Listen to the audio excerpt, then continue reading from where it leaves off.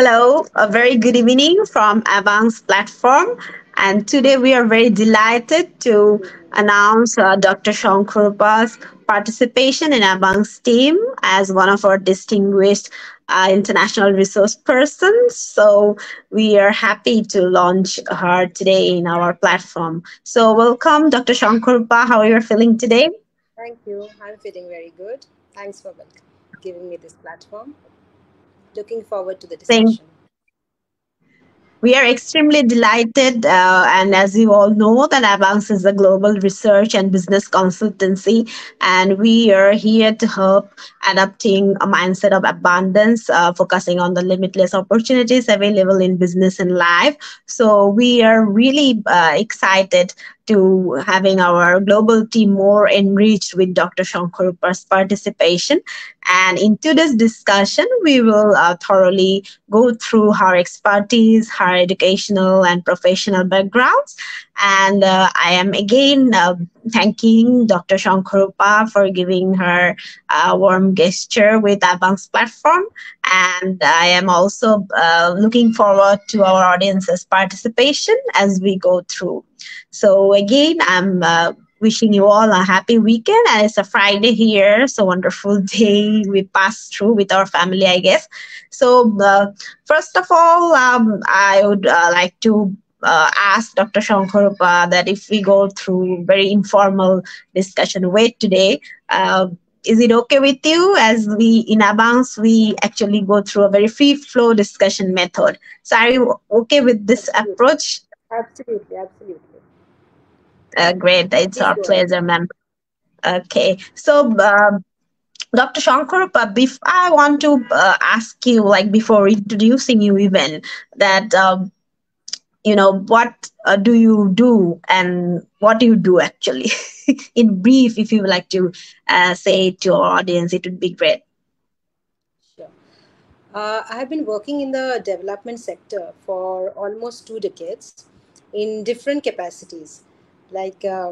Ever since I've passed out from Tata Institute of Social Sciences, Mumbai, which is a well-known institute, premier institute in Asia, I have been working in different capacities in national as well as international organizations.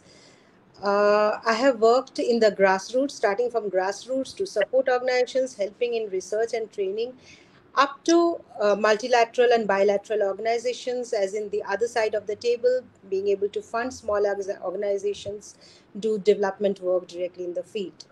So I have been working in different sectors for these 2 decades, and right now, what I'm doing is that I'm helping social enterprises be financially sustainable, financially independent.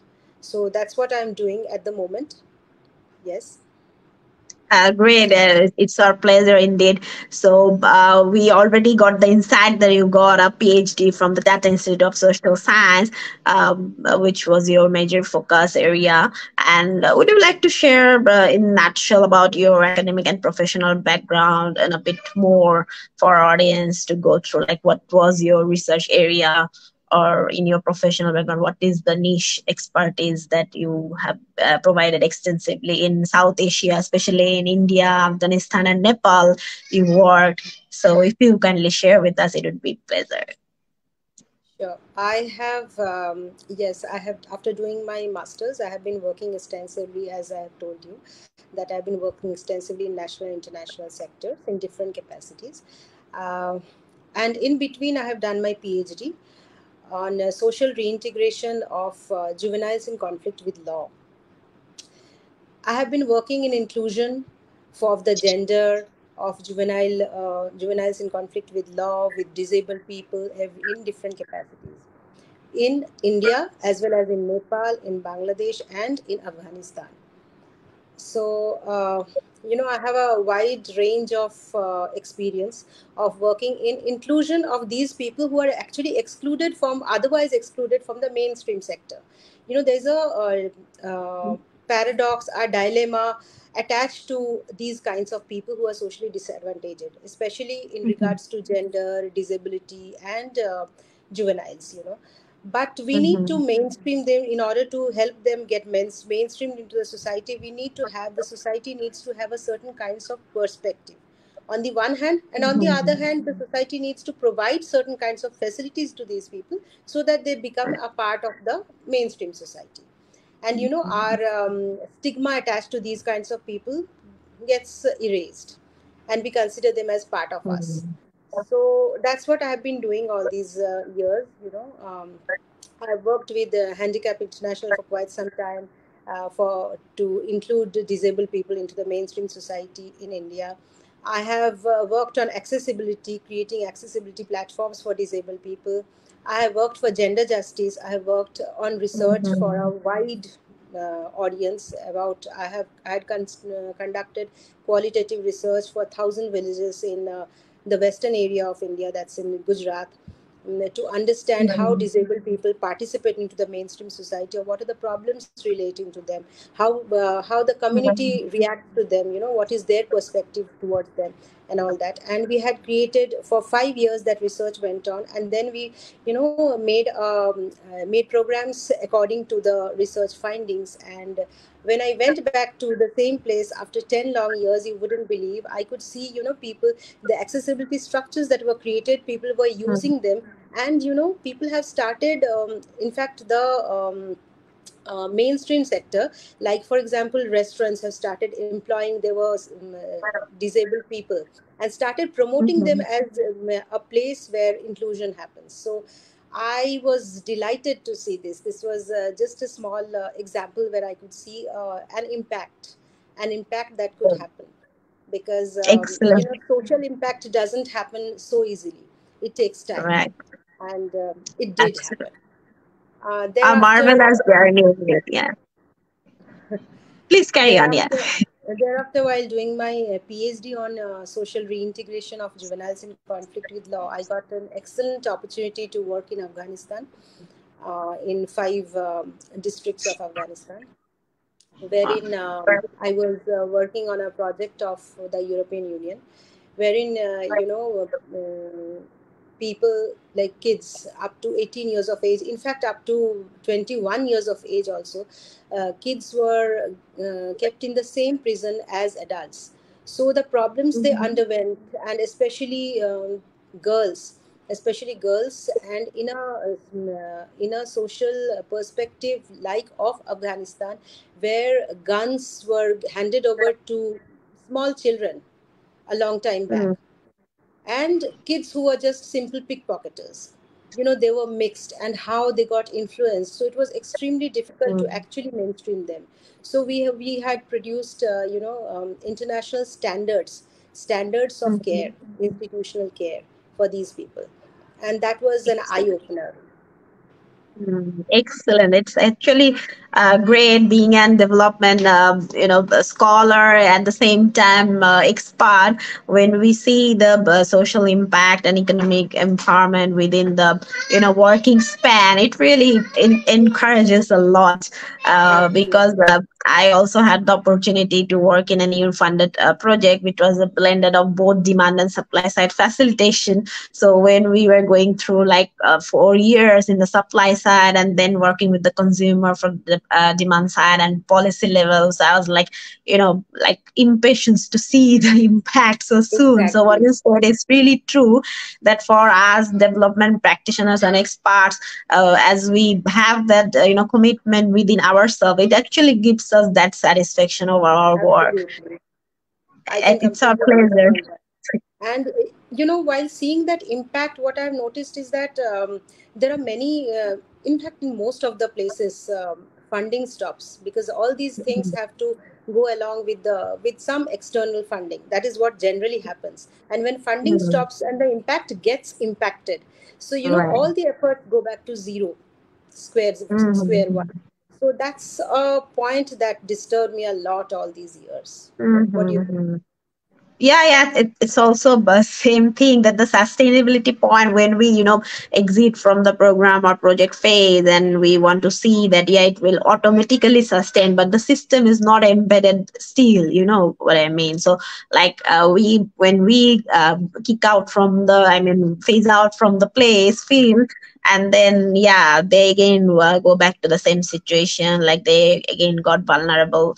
and could not access those specialized services. But yeah, I think it has to be like we, the development program designers, also need to be, inclusive from our lens, that yeah, this is what you said at the first, like these are not to be built in a day or in 3 years only. So it should be more inclusive business approach.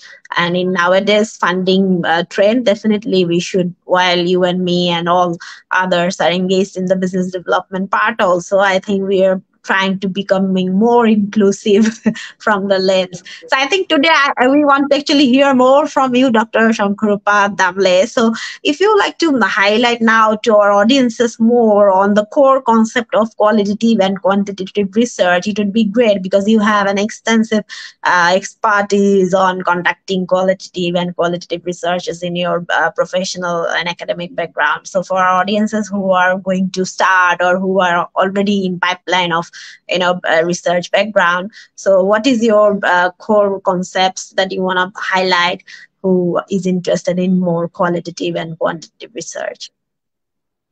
Well, research is a full package in itself. We have named it as qualitative and quantitative.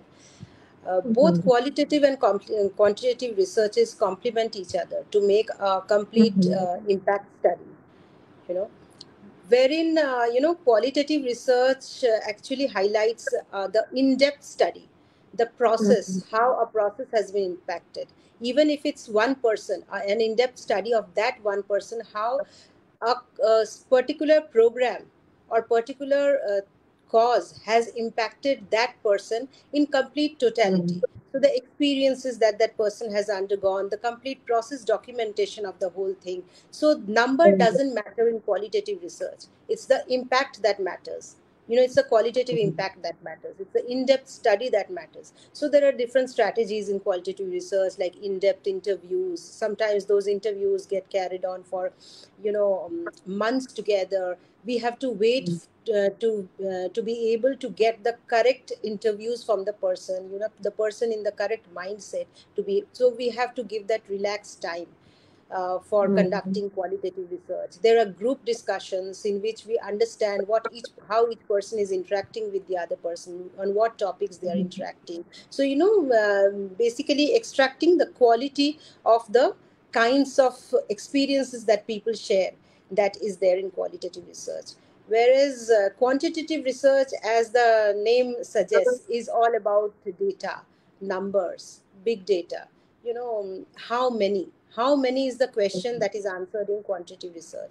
So there are different statistical packages to measure these things. This SPSS, statistical package for mhm, social science, is one of them, which is in integration with mathematics. Like, here, just mhm, to highlight, I have done my mathematics honors also. So, being a student of statistics as well as social work per se, has mhm, helped me to understand the quantitative perspective as well as the qualitative perspective in researches. And these days, both, as I said, are used mhm. together to study a complete impact. Great, great blended expertise indeed. When you have those academic concept and also the technical know-hows within yourself, I think this gives you an extra leverage in the competitive market. So, for the successors of Dr. Shankarupa, what is your suggestion? Like, if one newcomer or development practitioner who just got into this sector, if they want to pursue their career more in next 4 3 years after gathering working experiences in research, so what tools they should know, as you already mentioned about SPSS and data analysis part. But if you were to give some like small tips for them, would you like to share some tips that how they can enhance those skills? Well, the first and foremost thing in research is, as again the name suggests, is researching, is the quest for Mhm, knowledge, quest to learn certain things. So, a person who is, a newcomer, as you said, in the field and wants to work in research, should be actually be questioning certain things existing in the society, and then to find a mhm. solution to it. So a Great. hypothesis is formed. For example, a Mhm, person wants to know, a student, a newcomer wants to know Mhm. how a certain, how a disabled person, I'm sorry, I'm just giving the example of disability because Mhm. I have got Special, yeah. yeah, experience in that. How a disabled person is being able to cope with his or her disability in perspective to Mhm. societal pressures, to societal commitments and all that. So this researcher should have a quest in understanding what this person goes through in day to day life. And Mhm. that resilience, that time, that understanding Mhm. is a prerequisite for that quest. I Absolutely. if I am in hurry to complete a Mhm. project, to finish off a thing, I cannot be a researcher. Researcher has to give time, and that query inside is the hypothesis, forming a hypothesis. For example, in the same example, given the same example, the researcher can say that from morning to night the disabled person experiences these problems, so 1 2 3 4 5 Mhm. problems. So this is the hypothesis. Now while Mhm. formulating questionnaires or understanding, getting answers to his questions, he would be actually proving or disproving the hypothesis. So Mhm. this is the prerequisite to become a researcher. Absolutely, I second you because in Oxfam we used to highlight that thing like putting yourself on their shoes, like a special need person, as you mentioned, or when we would like to dig in more on gender inclusive program insights, we have to first understand the main pillars of the problem areas. So absolutely a great tips again, ma'am. So apart from the professional background and discussion, if I would like to touch a soft base on your self motivation and commitment part, so how you think like in your life and career, both work life and in your professional life, what actually motivates you and keeps you moving further? Well, ever since I started, in fact, studying social work practices some 2 decades back, I always wanted to see some social impact. I should be able to see some impact created in the society. Coming from a Mhm. very professional family, a career-oriented family, my parents wanted to me to be a doctor, and my father is an engineer. So those are the only professions that uh, Mhm. people in at least in Southeast Asia in our times used to think these are the professions, working in multinational companies and all that. But I kept on thinking these are the things that will give me, yes, financial benefits, definitely, which are important, which are definitely Mhm. some pillars for my success. But then I needed to know what is the impact of my being present in society. So that is the first Mhm. thing that came in my mind, and that's therefore I had chosen to go for social work, to understand certain principles, what to understand things that are happening, why they are happening, and how they are happening. So impact was one thing that had motivated me. Second is that when I started working in the field, in the grassroots, as I had said in the beginning, Mhm. that I worked in several capacities starting from grassroots level, I started to Mhm. see that those small impacts that are actually getting into the society. I worked as a researcher Mhm. later on in support organizations to give research and training. So then I understood that awareness generation is also a part of that impact generation program, impact creation, so Mhm. that people come to know about certain issues that they are not aware of. Therefore, research and Mhm. training became important. And then I went to multilateral and bilateral organizations to fund Mhm. small programs. And I understood that where is that funding gap.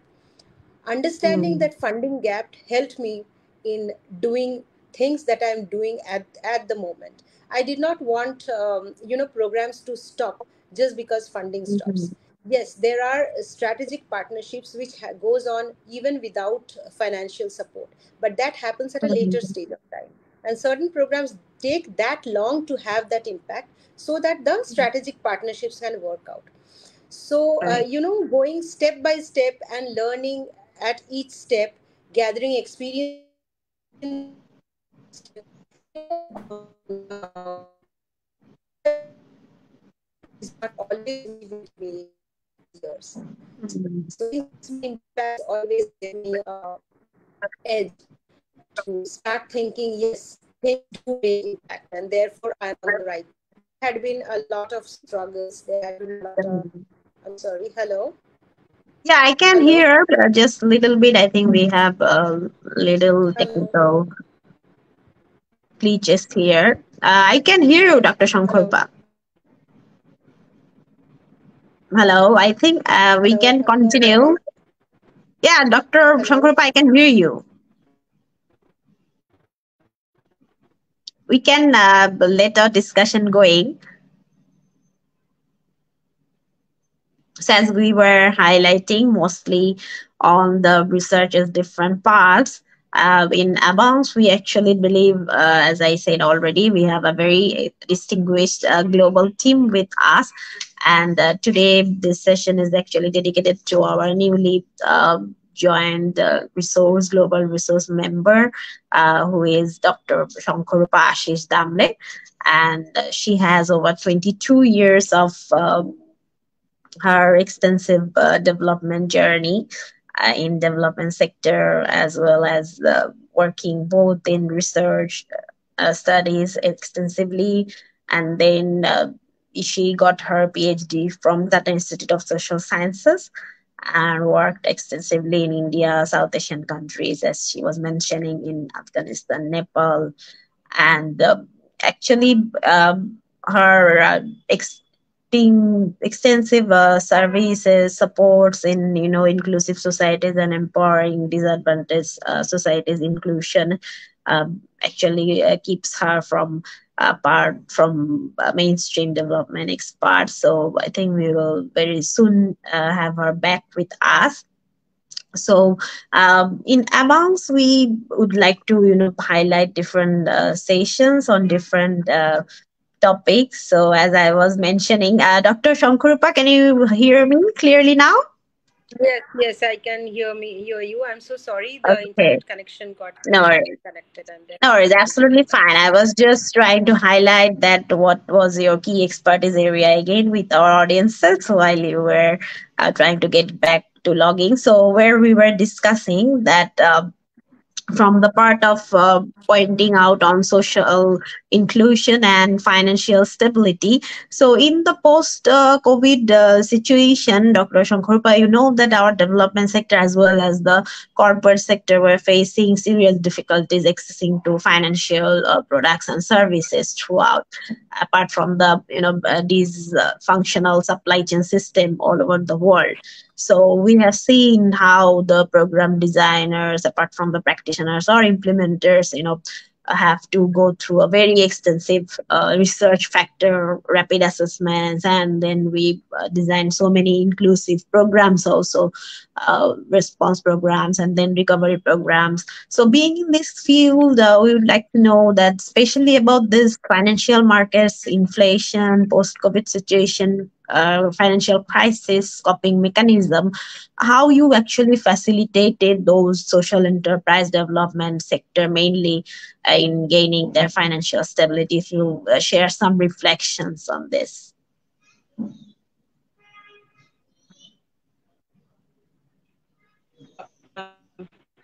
Erica, can you hear me? Hello, Yeah, Dr. Shankar, I can hear you can you a hear little me? bit. Yeah, I can hear you clearly now. Hello,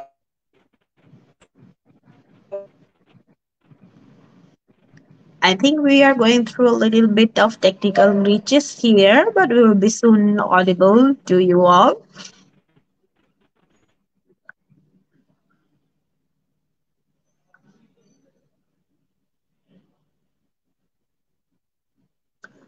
So, as I was mentioning, that in post-COVID financial market crisis situation, not only the development sector but also the commercial for-profit sector also faced a lot of difficulties gaining access to financial products.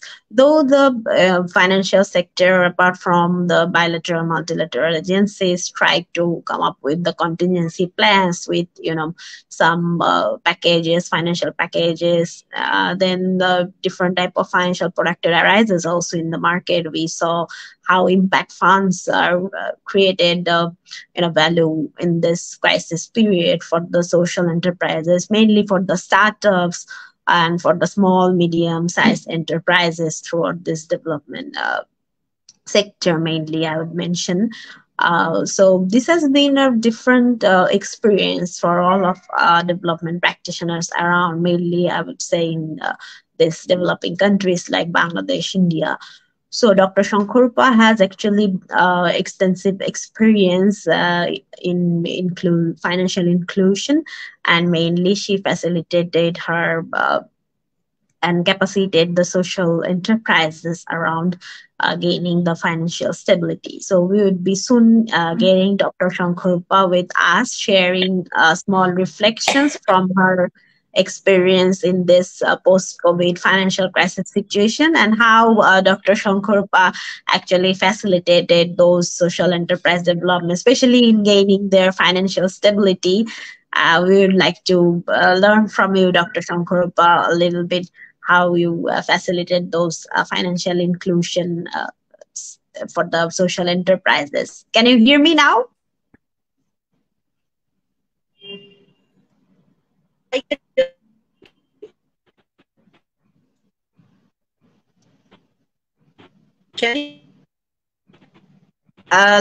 I am getting little bit issues with your audio version.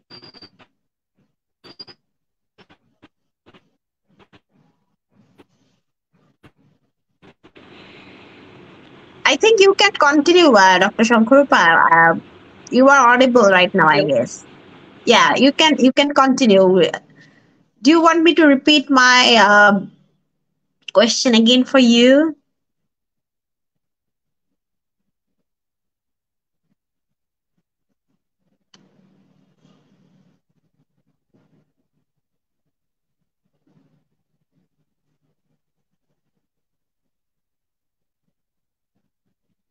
So, being in this development sector, we all know that how data management skill is actually a prerequisite for us whenever we are at the entry level or mid senior level or at the senior level.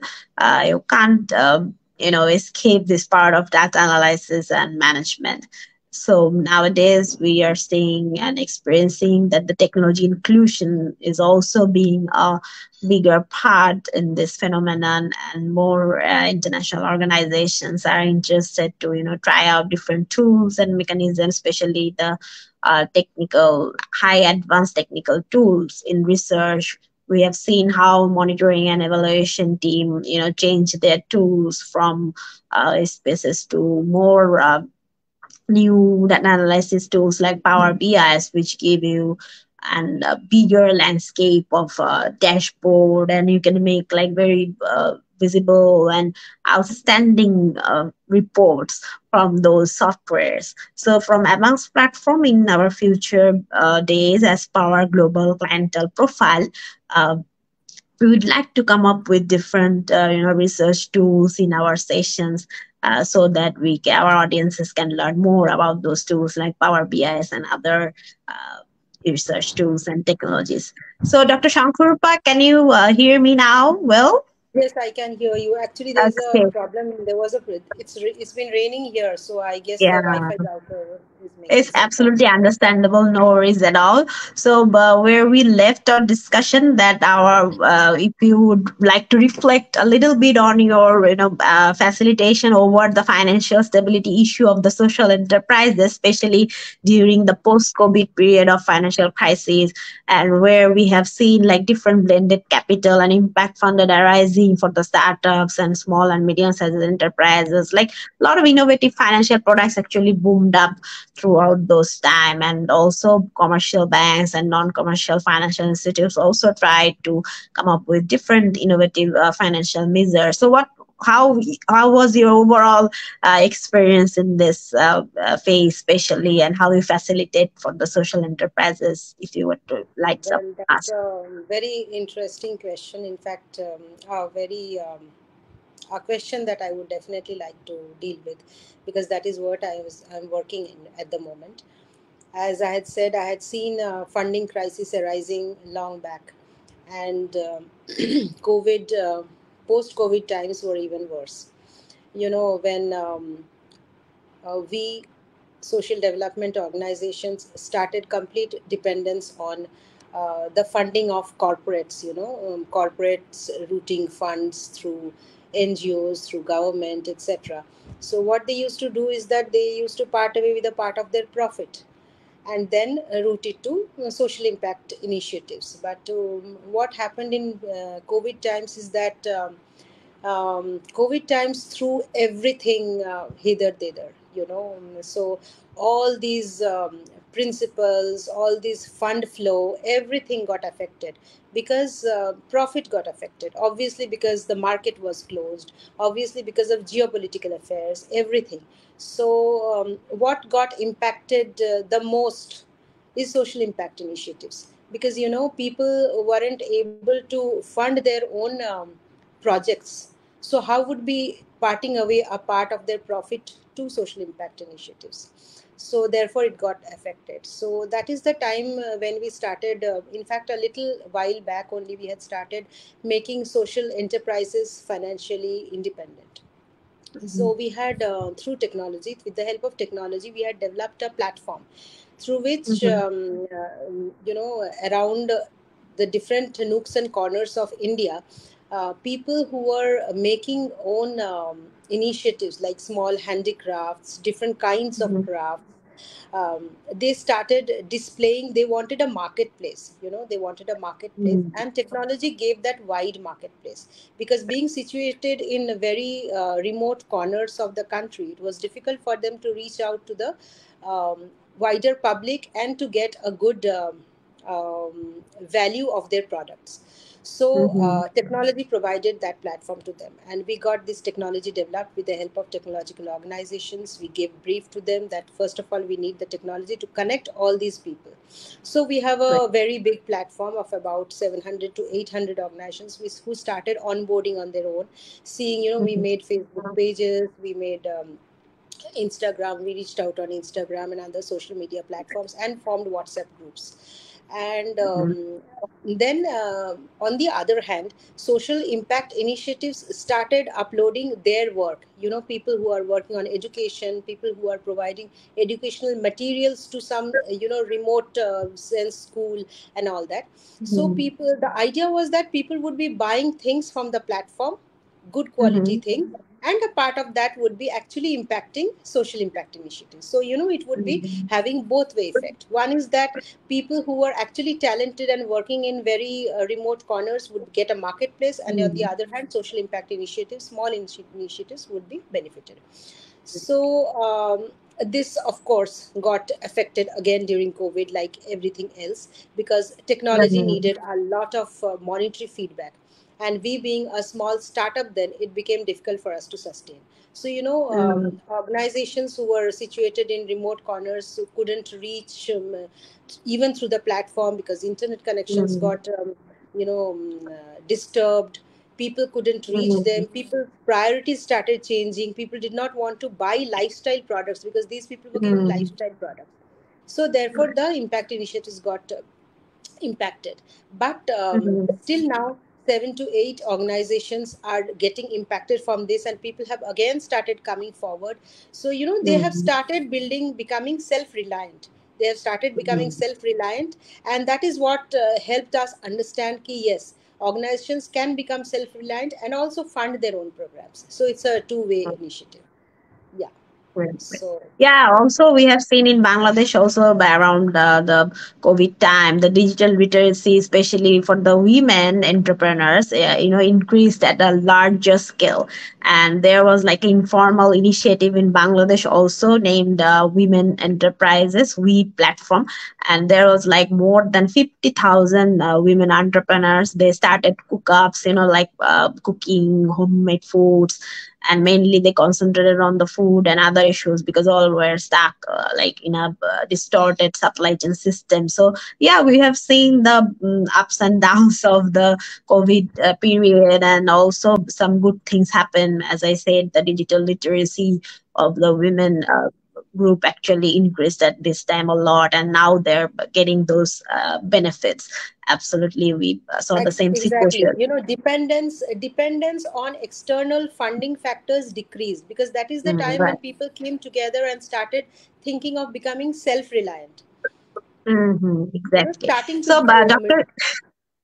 Absolutely. So, Dr. Shankarupa, as we are mentioning a lot about more, like self-reliant issues, and also on becoming more independent over the financial stability gaining. So, apart from being an research expert and also the business development expert, what skill sets you actually like to highlight now, and what kind of mindset should one, possess to become successful in this field?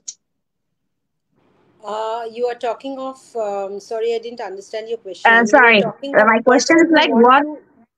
Yeah, whoever wants to be successful in this development sector, what kind of specific skill sets should one possess?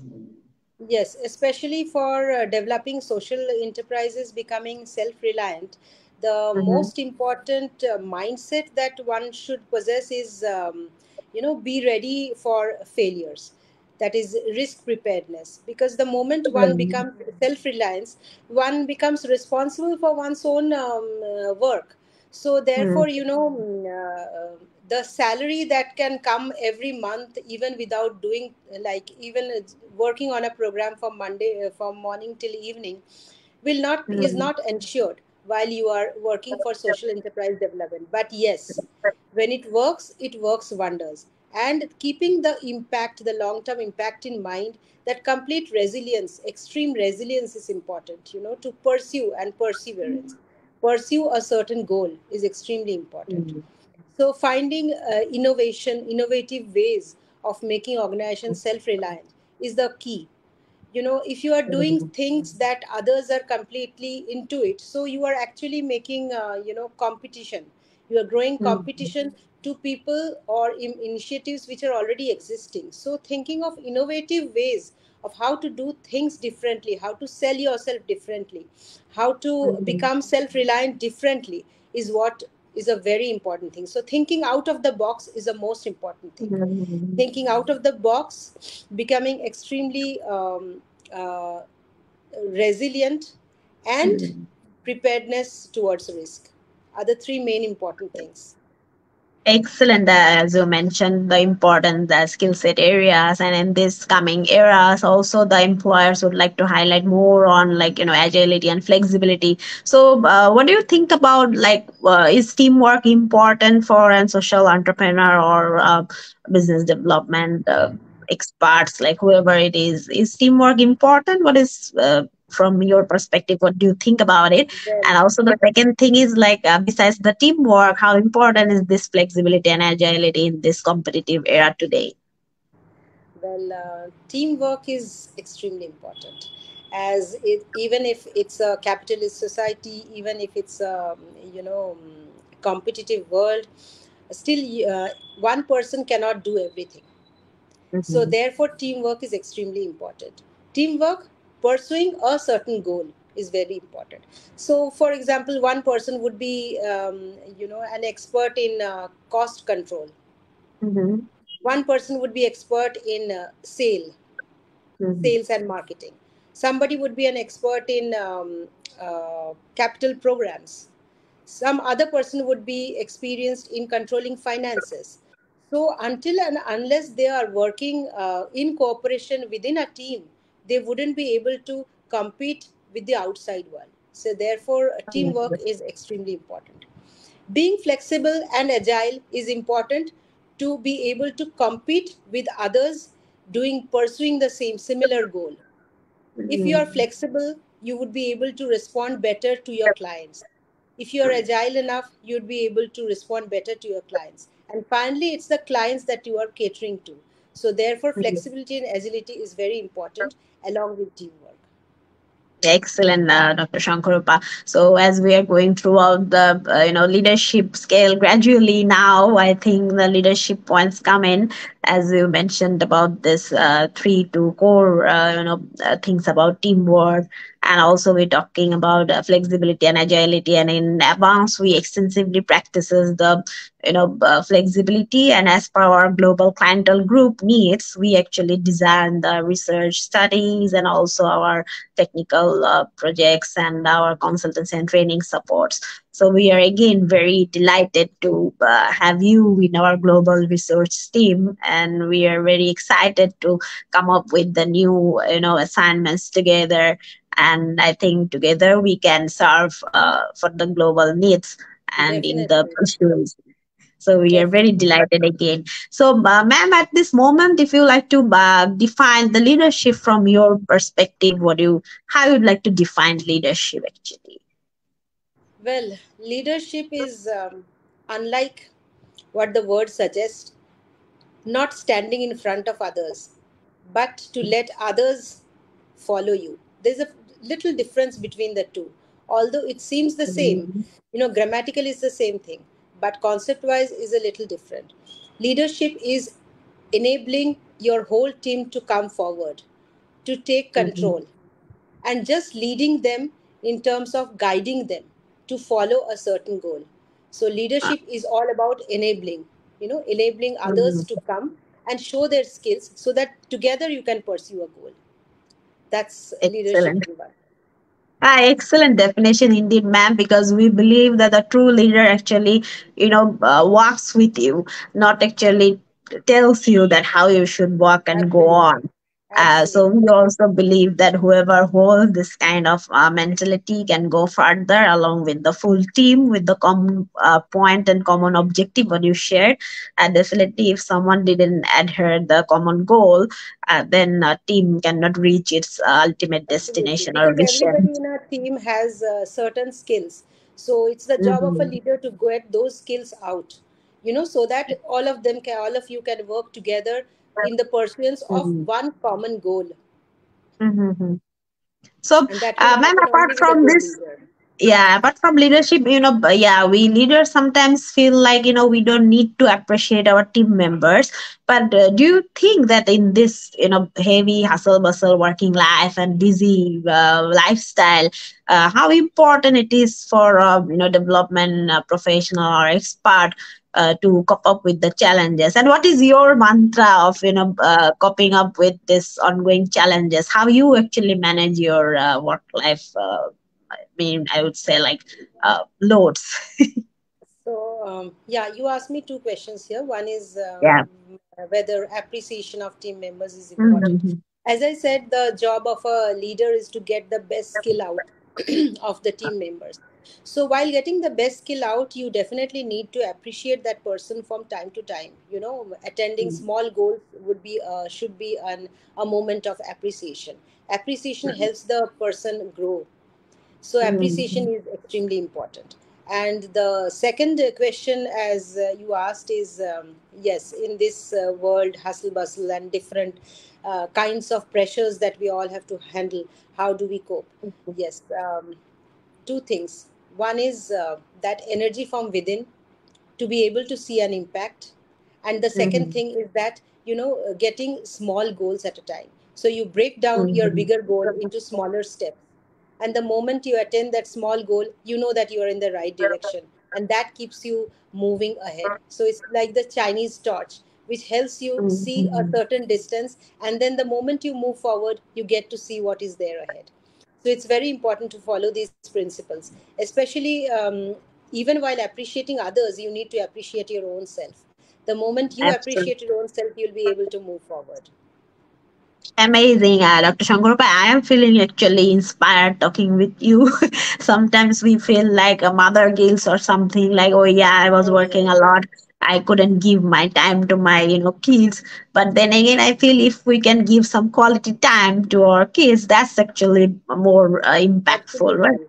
It's finally, not the quantity that Mm-hmm. matters, because even coming back to my personal life, I have also realized that I have also had a lot of guilt. We do have that at every point of time. But many a times, what I have realized is that when you give a lot of time, like in quantity, that might not be Mm-hmm. of such quality. You might not be able to give that best of time to your kids, But the Right. moment you give that quality, you are happy yourself, you will be able to make others happy. That's the thing.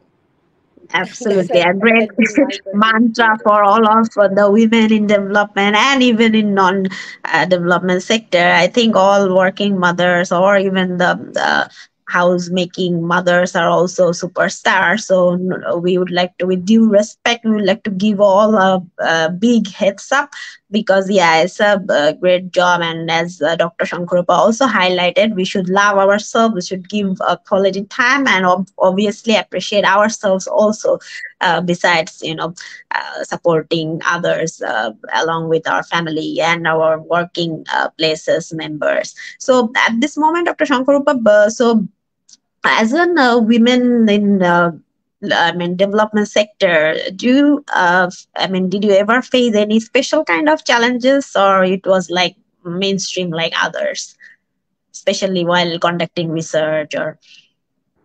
Mm, Not only in the development sector, especially in fact, being a woman in a sector in who helps in financial self-reliance. Mhm. Self-reliance is a thing that women are looked down upon. Still the Mhm. society thinks that women are dependent, they cannot Mhm. be independent, and especially while making others independent, it becomes a big challenge.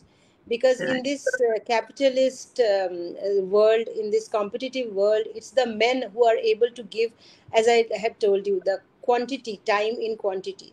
So therefore it's Mhm. a big challenge when women comes in the picture. But when you assure them, no, you are there, you are always there, Mhm. that is when you come out of your own guilt, that yes, I'm being able to give that quality time to my family, as well as you give yourself that time to be able to compete with the men in society. Yes, I definitely faced all that myself. And especially when I had been to villages while working in the grassroots, Mhm. I have worked with women's groups, micro enterprises, and all that. I did. I was personally interested in understanding women and their problems, and that's how I came to know Mhm. how much decision making power they do not possess. The decision making power. How much, even after knowing that they want to take certain decisions which would be better for their kids, they are not being able to take. So it was definitely very big challenge in being able to communicate Mhm. to them, to make them aware that it's their right, and then going back to their families to be able to Mhm. communicate this had been extremely difficult. Because in those cases what used to happen is that villagers, who are panchayat leaders, holding some Mhm. leadership positions in the community, in the villages, they would try to demotivate their women, saying that this is Mhm. the woman who is coming from outside and who is actually molding your brains and all that. So in Mhm. those times, it was extremely difficult to be able to make these women self-reliant and to hold one's my own self-respect in place. Mhm. So Yeah, yes, absolutely. And we have seen transforming the, approaches also from one-to-one approach. The development programs also shifted towards giving, delivering in three levels, what you mentioned, like household level, counseling the couples and also the mother-in-laws and father-in-laws, because they're, as you say, they are the ones who influence us after getting married, and definitely the community level also. So we have seen how programs also transform from one to one approach to different three levels of the society, like community level approach and also behavioral change issues, counseling with the family level. So yeah, these gender responsive programs also have been a big transformed mechanism we have seen adapted in the development sector in past decade. And we are again happy that we got you in Abunx team so that in future I we would can just like to mention one more thing in cheers relation to it. to what you said, Mhm. women facing challenges, I being a woman. Yes, there are not only challenges, I would also like to highlight Mhm. the positive thing. Sure. Women in villages or otherwise who are disadvantaged, also they are encouraged seeing another Mhm. woman who is working for them, who is self-reliant, who is true to her own self, who wants good for others. They get influenced Mhm. by this also.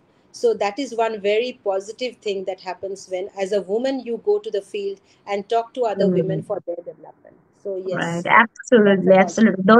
women agency components also work beautifully when we promote the role model women entrepreneur in the community. As you mentioned, it also worked very well in Bangladesh, also in the rural programs. We have seen the women entrepreneurs speaking in front of the local governance people and raising their issues also at the next level in the advocacy and policy level, going for the budget implications. And it's actually delighting that how I'm saying, like, from how only health and education focus development sector transformed into entrepreneurs and social enterprise approach Absolutely. even.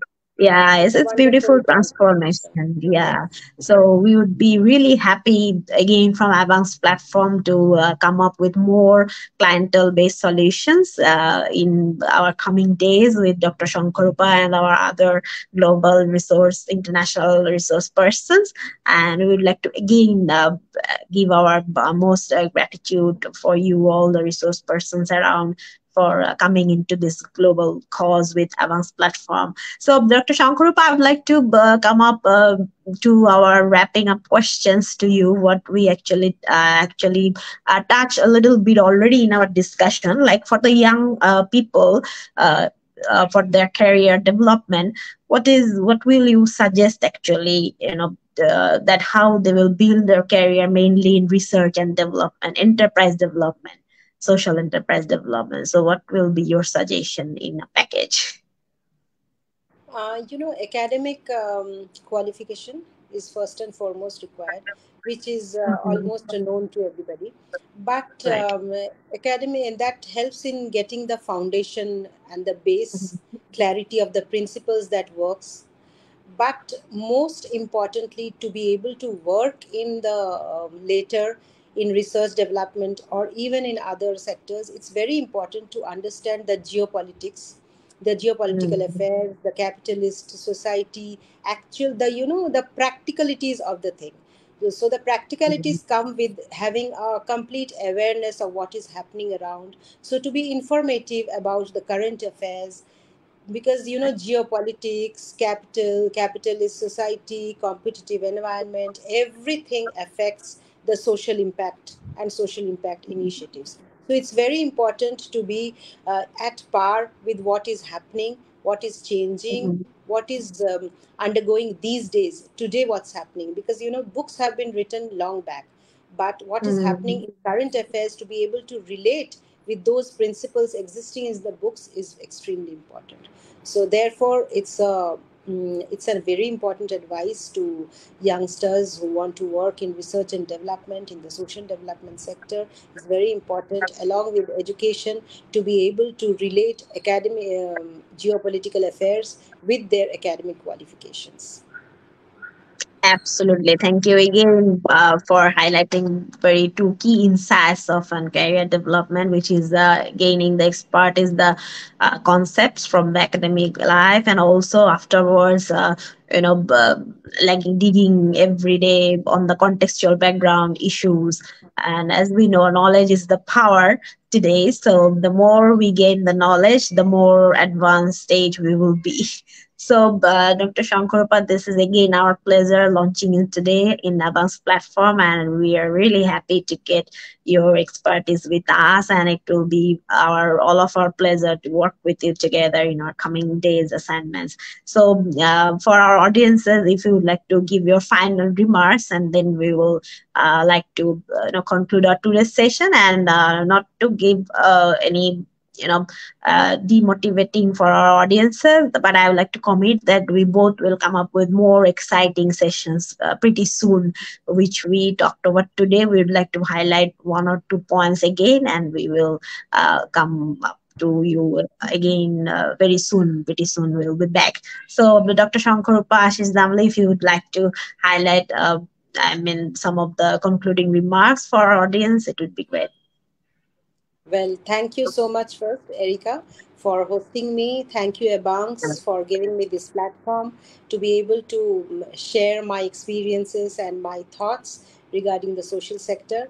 Yes, as I've said already, it's very important to have one common goal. It's very important to see what impact you are creating in society. And as somebody in my life experience, I remember who was the CEO of a very big corporate in India, the Confederation of Indian Industries. He had told me once that whatever you do in life, make a scratch so that others can see the scratch.